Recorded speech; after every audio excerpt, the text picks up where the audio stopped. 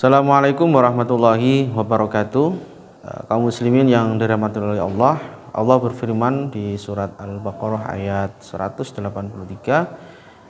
Bismillahirrahmanirrahim. Ya ayyuhalladzina amanu kutiba alaikumusiyam kama kutiba alal ladzina min qablikum la'allakum tattaqun. Wahai orang beriman, diwajibkan atas kalian berpuasa sebagaimana diwajibkan atas umat sebelum kalian, la'allakum tattaqun, agar kalian semuanya bertakwa.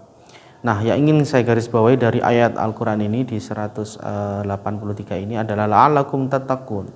Jadi kata la'alla itu seakan-akan mengindikasikan kepada kita bahwa tidak semua orang Islam, orang mukmin yang melakukan ibadah puasa pada bulan Ramadan itu akan mendapatkan gelar muttaqin, ya.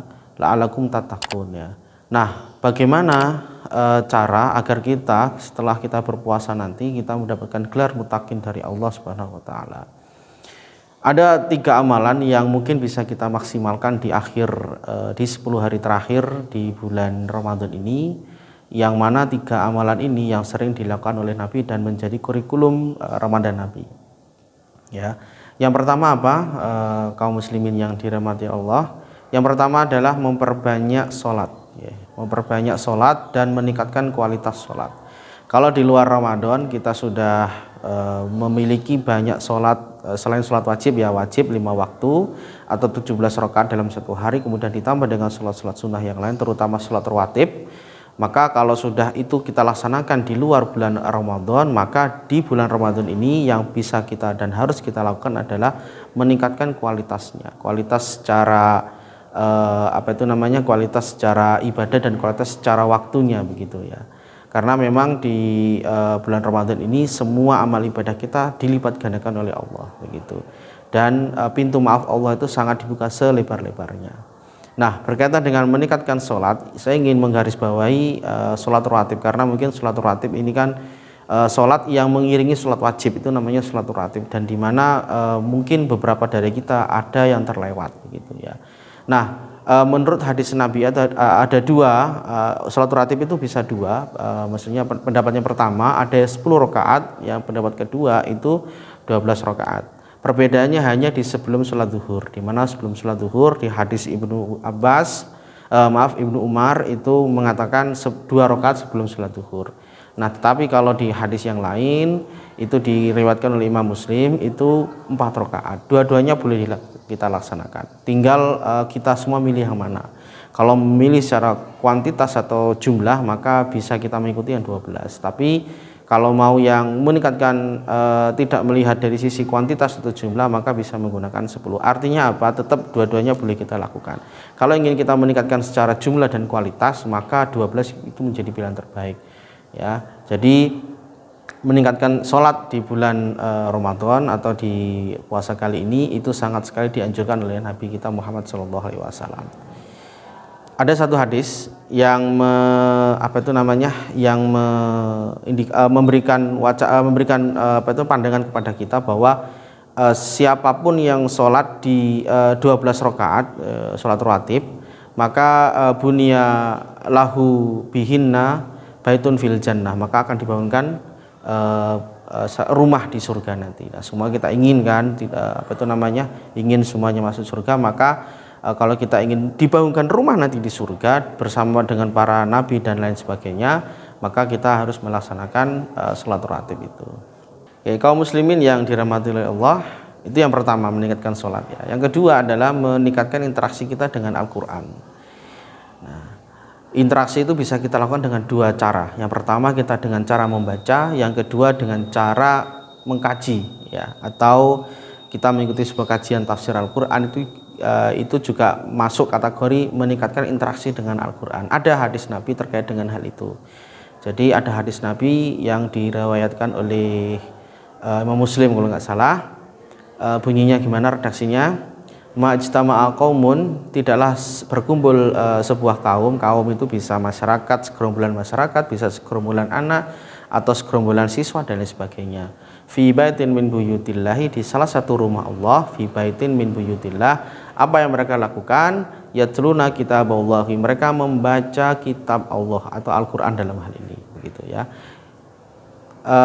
apalagi yang mereka lakukan selain membaca, wa yatadarrusuna fima bainahum, dan mereka itu saling mengkaji satu sama lain. Jadi mereka itu berkumpul tidak hanya membaca tapi juga mengkaji Al-Qur'an, mengkaji kandungan dari Al-Qur'an, karena banyak sekali kandungan yang bisa kita jadikan dan yang bisa kita jadikan menjadi landasan dalam menjalani kehidupan ini dari Al-Qur'an. Mulai dari cerita yang bisa kita ambil hikmahnya, hukum-hukum, peringatan.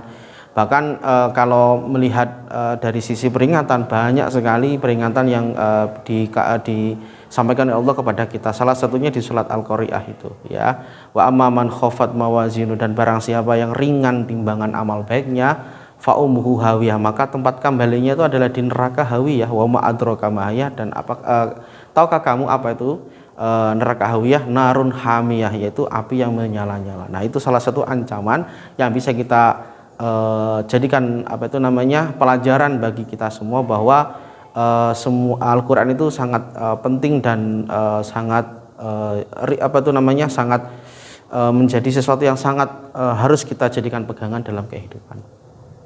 Setelah mereka membaca, kembali ke hadis Nabi yang tadi, setelah membaca dan mengkaji Al-Qur'an, apa yang Allah janjikan, apa yang Rasulullah sampaikan, bahwa yang pertama adalah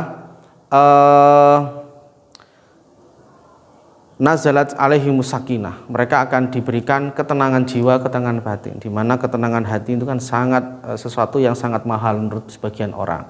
Karena apa? Ada orang yang memiliki harta berlebih, ada orang yang memiliki jabatan yang berlebih, tapi kadang-kadang tidak memiliki ketenangan dalam hati. Itu yang pertama. Yang kedua, ghaziyatuhumur rahmah, maka rahmat Allah itu akan dipetangkan. Jadi dikala rahmat Allah dipetangkan, maka segala urusan yang kesusahan yang menimpa kita, maka Allah akan memberikan pertolongan. Doa-doa yang kita sampaikan, yang kita panjatkan kepada Allah itu dikabulkan dan lain sebagainya. Itu ketika rahmat Allah itu dibentangkan kepada kita semua. Yang kedua, yang ketiga sekarang, apalagi yang ketiga, wa hafatzhumul malaikah, kita itu akan dilindungi oleh para malaikat di sekeliling kita. Bayangkan bagaimana jika yang sudah melindungi kita itu malaikat, begitu ya. Jadi misalkan dari satu kejadian ketika kita di dalam perjalanan, kemudian kok tiba-tiba kita selamat dari sebuah kejadian yang mengerikan, begitu, kecelakaan, dan kita masih diberikan keselamatan dan kesehatan, maka itu adalah salah satu bukti. Yang pertama, kita sering berdoa. Yang kedua, malaikat itu berada di sekeliling kita.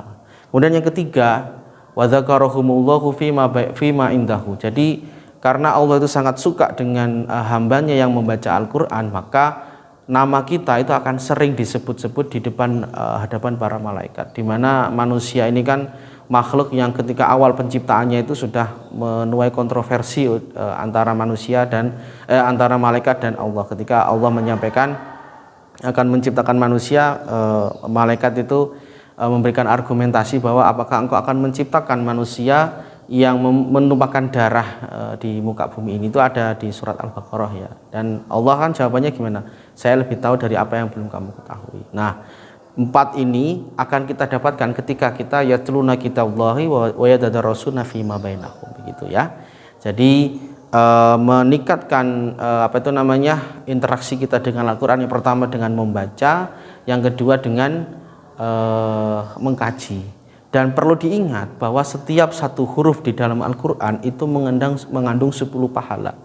Bayangkan kalau misalkan Anda semua, kalian semua, kita semua membaca dari Al-Fatihah sampai An-Nas, itu sudah berapa huruf gitu ya.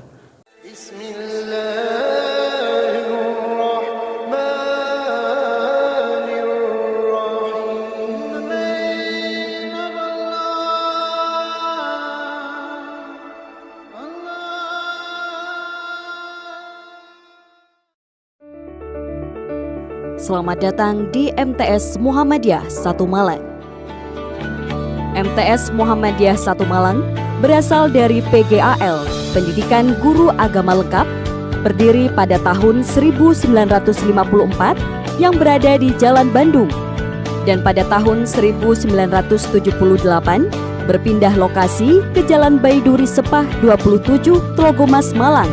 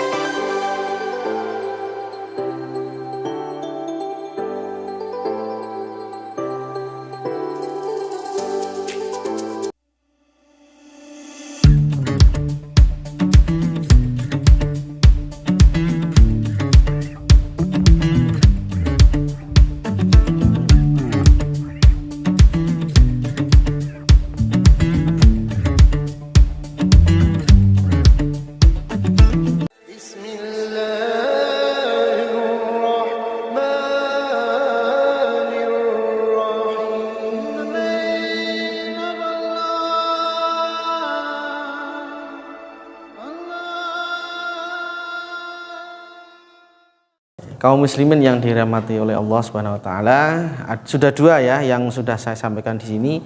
Yang pertama, kita meningkatkan kualitas sholat kita ya, kualitas maupun kuantitas sholat kita. Yang kedua, interaksi dengan Al-Qur'an harus kita sering lakukan di 10 hari terakhir ini. Kemudian yang ketiga apa yang menjadi kurikulum Ramadan Nabi? Yang ketiga adalah infak ya. Kalau kita dengar kata infak itu pasti yang terbesit dalam pikiran kita, aku tidak punya uang, atau walaupun punya uang masih banyak kebutuhan yang harus saya penuhi. Nah, itu memang pikiran manusia begitu ya.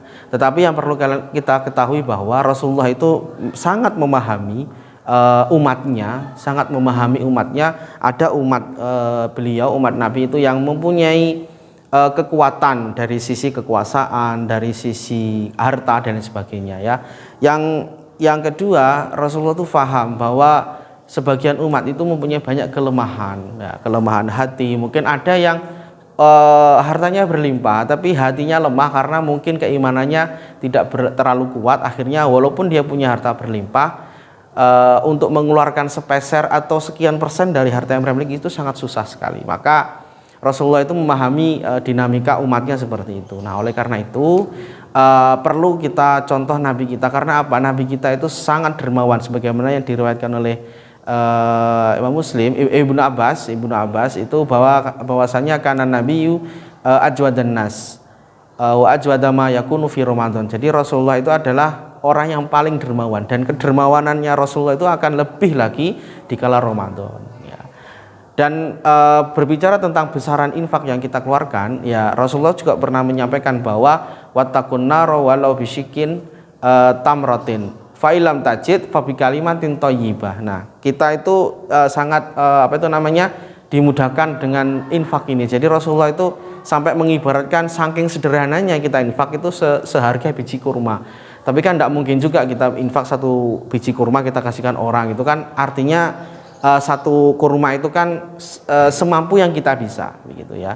Kalau kita tuh sudah tidak mampu lagi, nggak punya harta dan lain sebagainya, fabi kalimatin thayyibah, dengan kata-kata yang baik. Karena memang qaulaz zur atau kata-kata yang buruk itu juga salah satu hal yang bisa membatalkan pahala puasa yang kita laksanakan ya. Jadi tapi tidak juga langsung diambil mentah-mentah. Walaupun kita punya harta yang banyak, kemudian langsung kita infaknya sesuai dengan yang tadi, yang paling minimal begitu.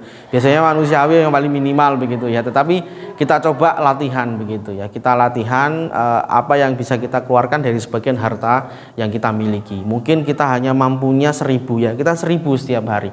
Kalau kita mampunya 10.000 ya 10.000 begitu. Jangan sampai kita nggak mengeluarkan apapun. Pokoknya jangan sampai kita mengambil yang paling yang paling ringan sekali tanpa mengeluarkan harta, yaitu dengan kata-kata yang baik. Bukan begitu, tapi yang harus kita lakukan dulu, kita usaha dulu yang harta dulu. Kalau kita memang nggak miliki sama sekali, nggak mampu sama sekali, baru yang terakhir. Itulah 3 hal yang sering dilakukan oleh Nabi ketika bulan Ramadan. Yang pertama tadi apa? Ya, pertama tadi meningkatkan sholat. Kemudian yang kedua meningkatkan interaksi dengan Al-Quran. Yang ketiga adalah memperbanyak sedekah. Sedekah entah itu sedekah berupa makanan atau sedekah secara yang lain, misalkan senyuman. Karena kalau senyuman kan ada hadis Nabi lagi, tabassumuka fi wajhi akhika shadaqah, kan begitu.